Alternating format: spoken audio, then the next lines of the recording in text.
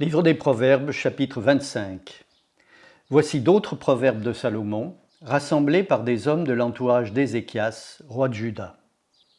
Nous honorons Dieu parce qu'il tient certaines choses cachées. Nous honorons les rois parce qu'ils examinent le fond des choses.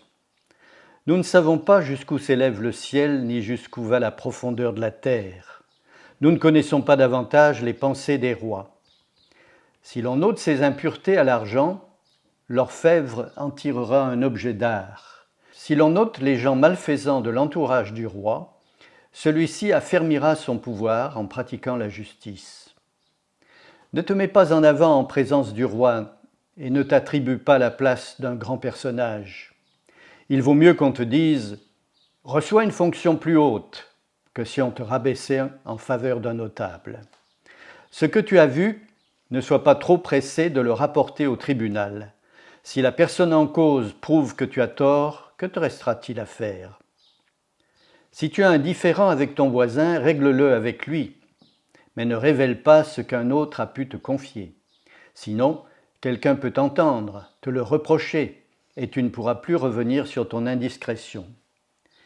Une parole bien tournée est aussi précieuse qu'un objet en or avec des motifs d'argent. Un anneau ou un collier d'or fin, telle est la réprimande d'un sage pour celui qui l'écoute.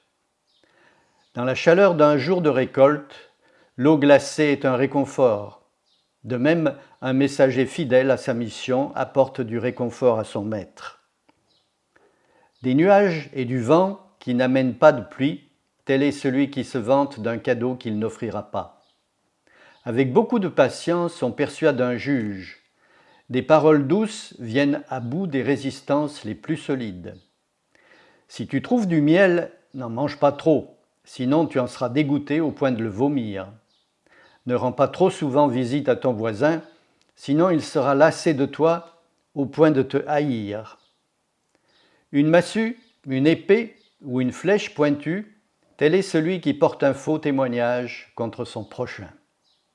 Faire confiance à un homme déloyal au moment du malheur, c'est comme manger sur une dent branlante ou s'appuyer sur un pied chancelant. Chanter des chansons à un homme malheureux, c'est comme enlever son manteau par un jour de froid ou mettre du vinaigre sur une plaie.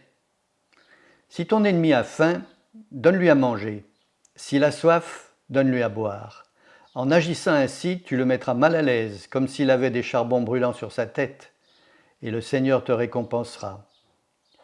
Le vent du nord amène la pluie, et un langage dissimulateur entraîne la colère des autres. Mieux vaut vivre au coin d'un toit que partager sa maison avec une femme querelleuse. De l'eau fraîche pour un gosier desséché, telle est une bonne nouvelle qui vient d'un pays lointain. Une source ou une fontaine dont l'eau a été polluée, tel est le juste qui se laisse influencer par un méchant. Il n'est pas bon de manger trop de miel ni de rechercher trop d'honneur. Une ville sans défense, devant une attaque, tel est l'homme qui ne contient pas sa colère.